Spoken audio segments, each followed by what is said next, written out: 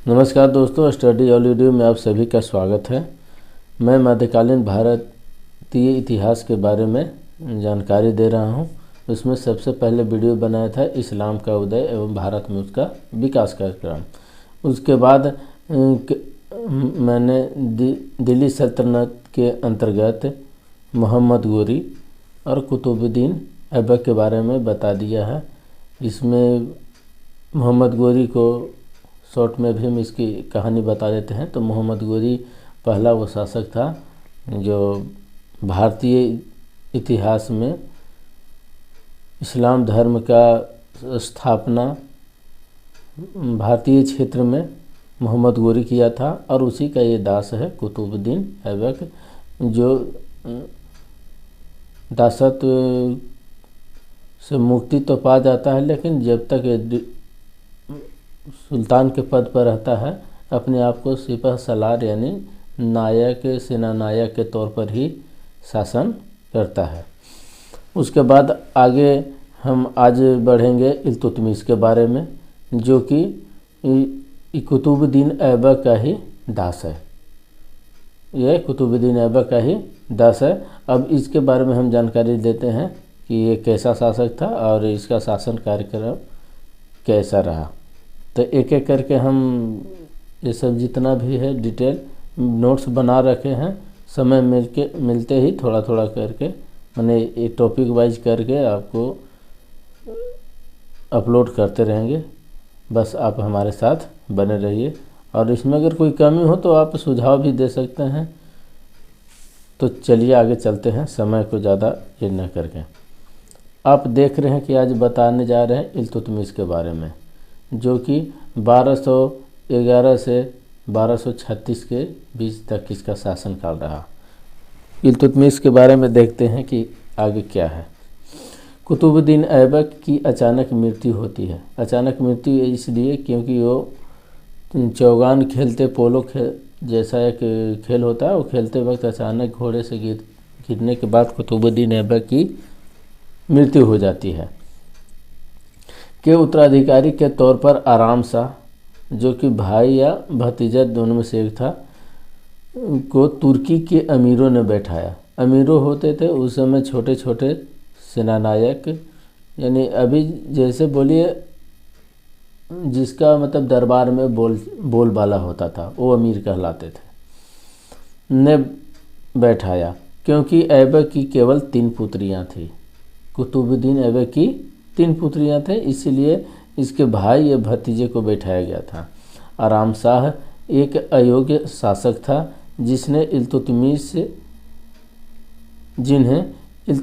ने, जैसे जब ये अयोग्य शासक हुआ तब इल्तुतमिश ने इसे हत्या कर या युद्ध में हराकर हत्या करके गद्दी पर कब्जा किया। इल्तुतमिश को जिन अमीरों ने इसे बैठाया था, वो उन्हीं अमीरों का सरदार इन्हें, जिसका नाम है अली इस्माइल, ने आमंत्रित किया कि आप आइए और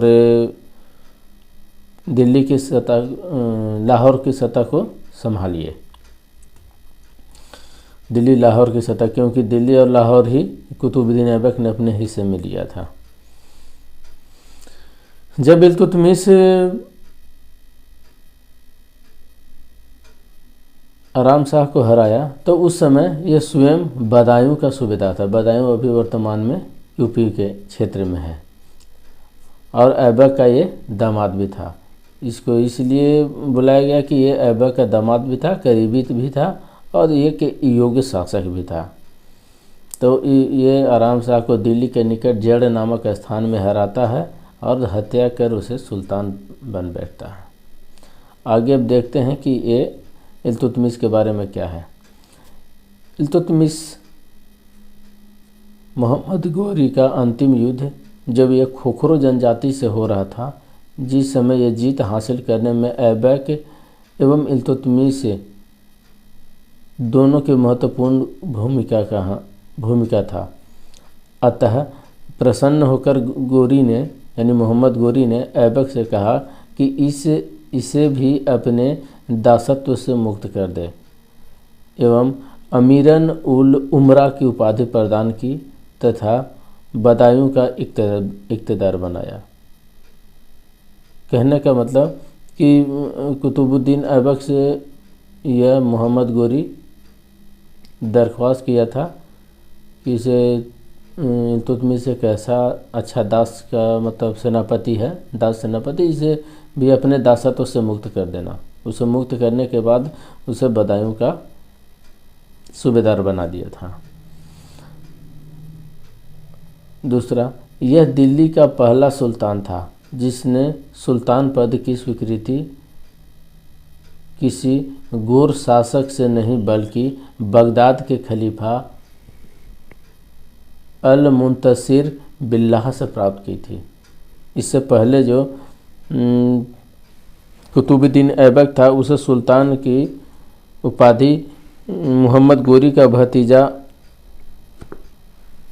ने दिया था, लेकिन अभी ये सुल्तान की उपाधि बगदाद के खलीफा का मतलब होता है इस्लाम धर्म का धर्मगुरु, उसे अल मुंतसिर बिल्लाह से प्राप्त की।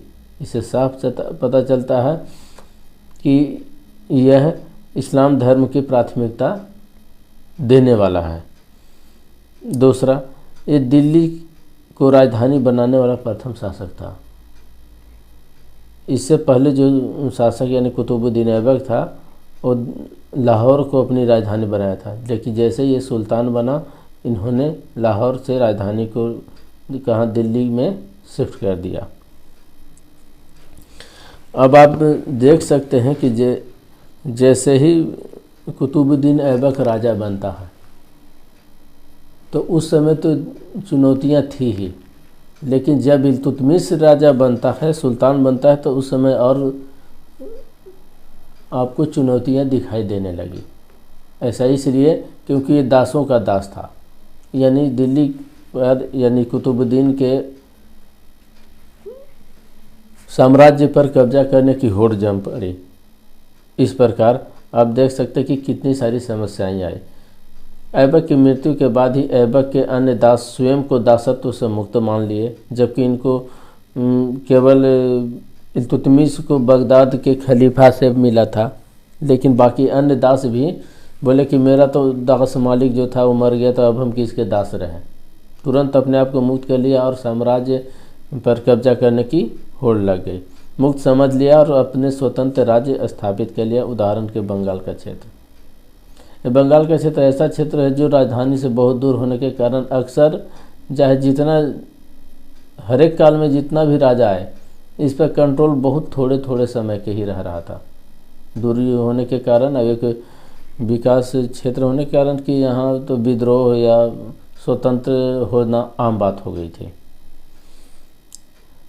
पहला क्या समस्या उत्पन्न हुई थी, आगे देखते हैं। यल्दौज और कुबाचा को सिंध प्रदेश पुनः विजित करना, मतलब यल्दौज और कुबाचा जो थे से कुतुबुद्दीन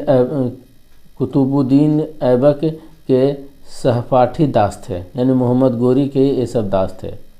तो कुतुबुद्दीन के ऐबक के मृत्यु के बाद यल्दौज और कुबाचा जो पहले से संघर्ष कर रहे थे, तो कुतुबुद्दीन के उस पर दबाव के वजह से किसी तरह से पराजित करके उसे रखा था, लेकिन जैसे ही उसकी मृत्यु होती है पुनः सक्रिय हो जाते हैं और इल्तुतमिश को दबाव देने लगते हैं।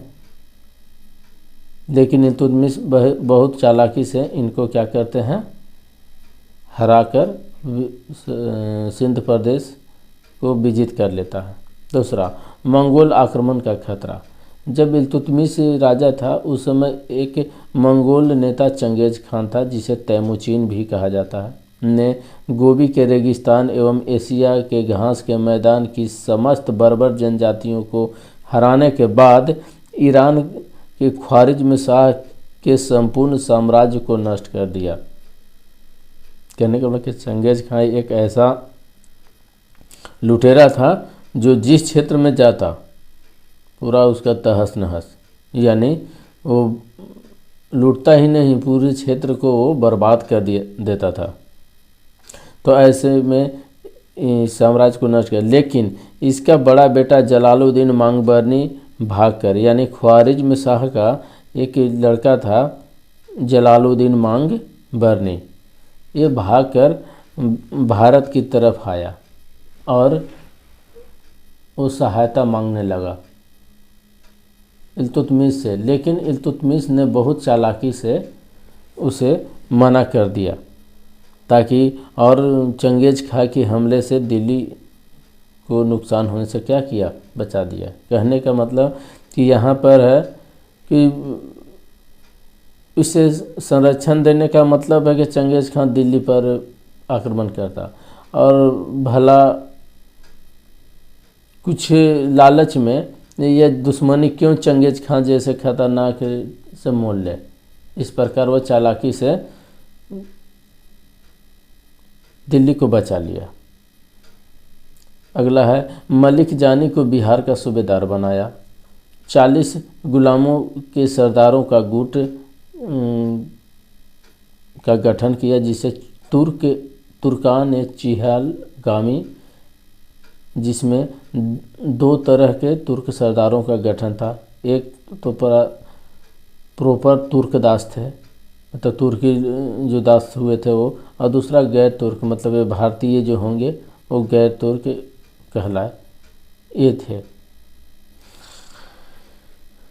इन्होंने इक़्तिदार प्रणाली की सुव्यवस्थित शुरुआत भी की, जो कि वह पहला शासन था। इक़्तिदारी का अर्थ होता है, अरबी भाषा में अर्थ इसका होता है भूमि, मतलब भूमि का मालिक। जैसे इनको पेंशन के तौर पर या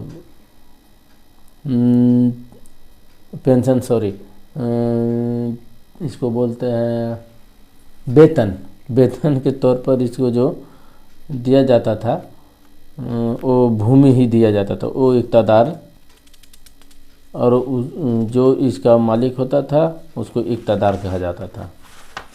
अब आप देख सकते हैं कि आगे की ओर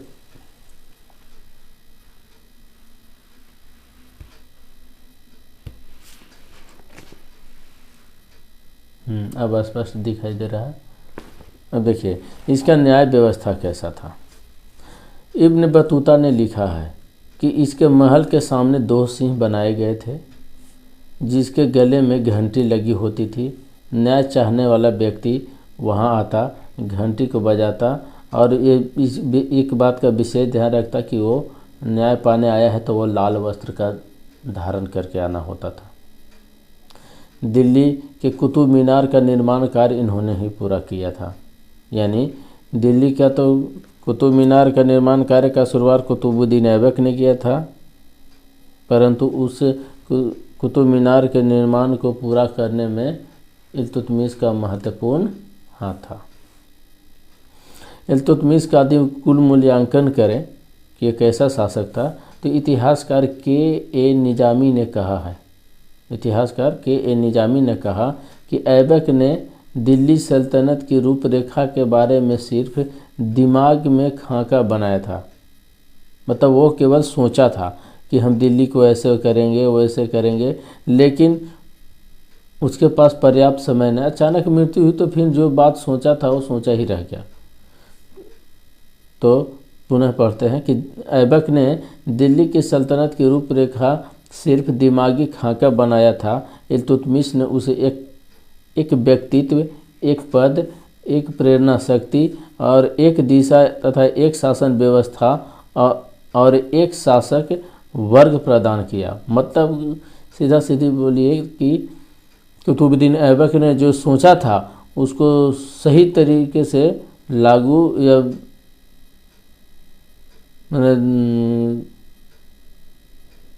जो विचार को हल किया, पूरी तरह से समावेश किया उनके विचारों को, तो वो था इल्तुतमिश। इल्तुतमिश की मृत्यु के बाद यानी इनके कहानी में ज़्यादा नहीं रहा, वो छोटी सी घटना रहा जो कि बस वहाँ आता है और कुछ मंगोलों से के खतरा से बचाता है। इसके अलावा जो समस्याएं थी वर्तमान में उत्तराधिकारी का, उसको ख़त्म करता है और कुछ नए स्थापना करता है। तुर्क चहलगानी मैंने चालीसा जिसको बोलते हैं, 40 गुलाम सरदारों का गुट चालीसा। तो इस प्रकार छोटे छोटे लेकिन महत्वपूर्ण कदम उठाता है और अन्य क्षेत्र में भी अपना कदम उठाता है, क्योंकि अभी ये दास था और उतना स्पष्ट भी जानकारी नहीं था, जितना है उसमें वो कर रहा था धीरे धीरे। इसके बाद इसमें छोटी मोटी और भी बात हो सकती, लेकिन वो परीक्षा के दृष्टिकोण से उतना ज़्यादा महत्वपूर्ण नहीं था। तो अब आगे देखते हैं कि इल्तुतमिश के मृत्यु के बाद पुनः राज सत्ता पर काबिज होने के लिए घरेलू संघर्ष जारी हो गया। यह कहने का तात्पर्य है कि इल्तुतमिश एक बड़ा बेटा था जिसे नसीरुद्दीन मोहम्मद, जिसका नाम था, उत्तराधिकारी घोषित किया था, परंतु वो 1229 में ही आकस्मिक मृत्यु के कारण उत्तराधिकारी की समस्या उत्पन्न हो गई। यदि उसका बेटा सही सलाम होता तो उम्मीद है कि इसका समस्या नहीं उत्पन्न होता, परंतु यहाँ उनके न होने से समस्या उत्पन्न हो गई, क्योंकि यह इनके अन्य जो पुत्र थे अयोग्य थे। एक पुत्री थी जिसका जिक्र ग्वालियर के अभियान के याद में सिक्के जो चलवाए थे, उसके एक तरफ पुत्री का नाम रजिया, यह वही रजिया सुल्तान है जो मध्यकालीन भारत के इतिहास में प्रथम महिला शासिका यानी मुस्लिम शासिका, दिल्ली सल्तनत के इतिहास में प्रथम महिला शासिका के तौर पर जानी जाती है। रजिया अंकित कराया था, परंतु स्त्रियों का नाम इस प्रकार शासन व्यवस्था वाली वस्तुओं में आना इस्लाम के शरीयत का अर्थ हुआ इस्लामी नियम कानून जिसमें होता है, यही शरीयत में खलीफा शरीयत के खिलाफ है था, निम्न इस्लामिक नियम कानून के क्या था, खिलाफ था। इसलिए घर से लेकर माने अंदरूनी राज्य घराने से लेकर बाहर तक रजिया के विरुद्ध षड्यंत्र रचने लगे। अंततः अयोग्य शासक रुकनुद्दीन फिरोज शाह को सुल्तान घोषित किया गया, लेकिन ज़्यादा दिन तक वो नहीं रहा। ये रुकनुद्दीन फिरोज शाह जो है से इसी का अयोग्य शासक है। इल्तुतमिश का मतलब बेटा था, जो ज़बरदस्ती उसको किसी तरह से शासन व्यवस्था में लाया गया, परंतु यह क्या था, अयोग्य था। आप इससे पहले कुछ अभी जस्ट यहाँ देखिए कि इसके न्याय व्यवस्था में था कि लाल कपड़े पहनकर वो राजा के सामने आता था। तो इन्होंने लाल कपड़े पहनकर, क्योंकि रजिया जलालात उद दीन रजिया लाल वस्त्र धारण करके जनता के बीच चली गई। राजा तो था नहीं यहाँ, तो ये जनता के बीच चली गई एवं राज्य सत्ता पर काबिज होने के लिए जनता में राजा के प्रति विद्रोह की भावना भर दी। अंततः रुकनुद्दीन अपदस्थ हुआ और रजिया सुल्तान के तौर पर दिल्ली के राजगद्दी पर कायम हो गई और ऐसा करने वाली प्रथम महिला शासिका दिल्ली सल्तनत की थी। अब यहाँ देख सकते हैं कि इन्होंने क्या क्या महत्वपूर्ण काम किए। पर्दा प्रथा का त्याग। पर्दा प्रथा का मतलब होता है स्त्रियों को घर से बाहर निकलकर शासन व्यवस्था कार्यभार ये सब संभालना। पर्दा प्रथा का क्या हुआ, त्याग कहलाया। इसने विवाह किया अल्तुनिया, एक अल्तुनिया नाम का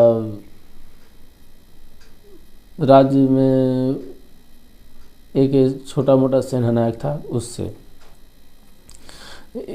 लेकिन इसकी शासन व्यवस्था ज़्यादा नहीं चली, क्योंकि आप देख रहे हैं कि इसके नाम मात्र आने से कि ये इसके विरुद्ध षड्यंत्र रचने जान रहे थे। जैसे ये राजा बना,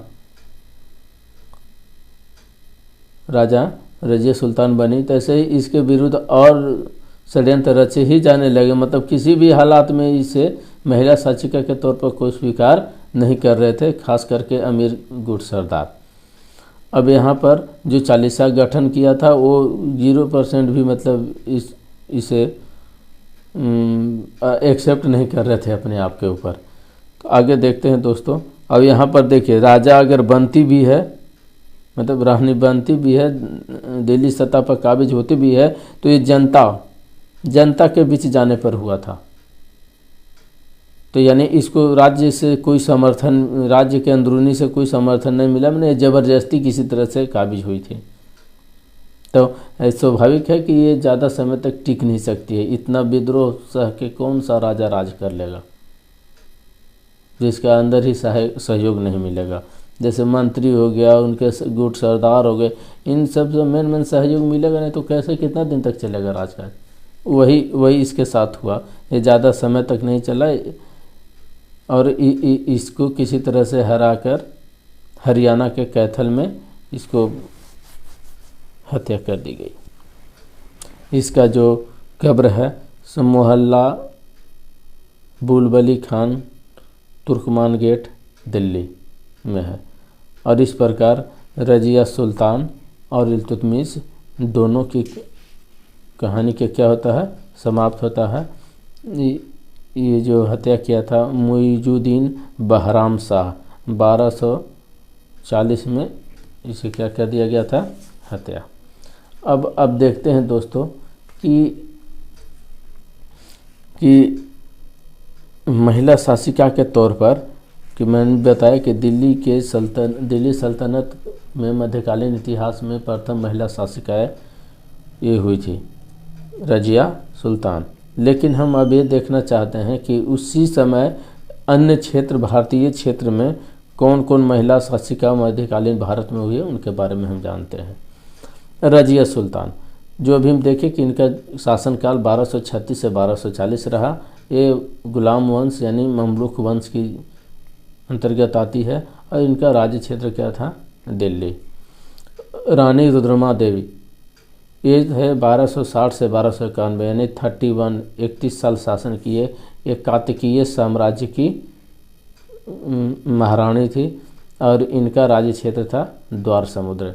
रुद्रमा देवी के बारे में कहा जाए तो यह गणपति देव की छोटी बेटी थी, क्योंकि यह पुरुष उत्तराधिकारी के अभाव के कारण उनके पास जो बेटी थी वही योग्य शासिका के तौर पर कार्य की। अगला हुआ मरदूम जहाँ, यह 1461 से 69 बहमनी साम्राज्य की थी, जो दक्षिण बहमनी का इसका राज्य क्षेत्र है। अगला हुआ रानी दुर्गावती जो 1560 से 1564, यह गोंड वंश की शासिका थी। यह गढ़कटंगा इसका राज्य क्षेत्र था, राजधानी क्षेत्र। अब यहाँ रानी दुर्गावती कौन थी, अकबर के सेनापति आसफ खान को दांत खट्टे करने वाले यह गौंड शासक दलपत शाह की वीरांगना थी। गौंड शासक दलपत शाह की वीरांगना थी। अगला है चांद बीबी। यह अहमद शाही वंश के थे और 1595 से 96 अहमदनगर, यानी ये 1 साल तक मतलब उत्तराधिकारी के अभाव में अयोग्य शासिका यानी अहमदनगर के हुसैन निजाम शाह की प्रथम बेटी एवं 1595 में अकबर की शक्तिशाली मुगल सेना को अहमदनगर से सुरक्षा प्रदान की थी। कहने का मतलब यह है कि ये चांद बीबी उस समय सुल्तान की मृत्यु होने के कारण उसके अयोग्य 4 वर्षीय बेटे को गोद ली थी और किसी तरह से यानी ये बुआ ही थी और अपने भतीजे को गोद में लेकर शासिका चला रही थी। लेकिन ये ज़्यादा समय तक नहीं चला। मुगल साम्राज्य में जो अकबर का शासनकाल था उसमें किसी तरह से ये षड्यंत्र रच के और इसे एक थर्ड जेंडर यानी हिजड़ा के द्वारा मरवा दिया जाता है और ये अहमदनगर इनका राज्य क्षेत्र था। उसी प्रकार बड़ी बेगम साहिब आदिल शाही वंश की थी, ये बीजापुर शासन की थी। फिर है ताराबाई जो भोंसले वंश मराठा साम्राज्य के थे। अब जान ही रहे कि मराठा साम्राज्य में ताराबाई एक बहुत भी चर्चित नाम थी, जो मराठा साम्राज्य भोसले वंश में थी। वीर शिवाजी की मृत्यु के बाद, देहांत के बाद ही आगे का कार्यक्रम को देखी थी कि कौन राजा और किस तरह से शासन व्यवस्था चलेगा। अब एक महत्वपूर्ण टॉपिक देखना चाहते हैं, अल-बिरूनी। ये महमूद गजनवी के साथ भारत आया था। तो अब इसे देखते हैं कि अलबरूनी का थोड़ा सा जानकारी, क्योंकि मध्यकालीन इतिहास में महत्वपूर्ण लेखक के तौर पर इसे जाना जाता है। इसका पूरा नाम था अबू रेहान मोहम्मद इब्न अहमद। अबू रेहान मोहम्मद इब्न अहमद। इसे मध्य एशिया उज़्बेकिस्तान के ख्वारिज़्म में इसे जन्म 973 ईस्वी में हुआ था। यह ईरानी मूल का पारसी लेखक था। महमूद गजनवी द्वारा युद्धबंदी के तौर पर गजनी से लाया गया था और इन्होंने जो पुस्तक लिखी थी जिससे भारतीय इतिहास पर बहुत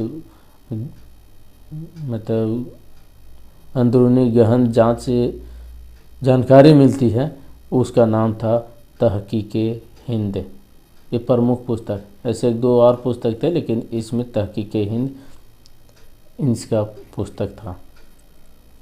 यह भारतीय समाज के 4 वर्ण में विभक्त था जिसका वर्णन इसके पुस्तक से मिलता है और इसमें स्त्रियों की स्थिति का तो विशेष वर्णन किया गया है।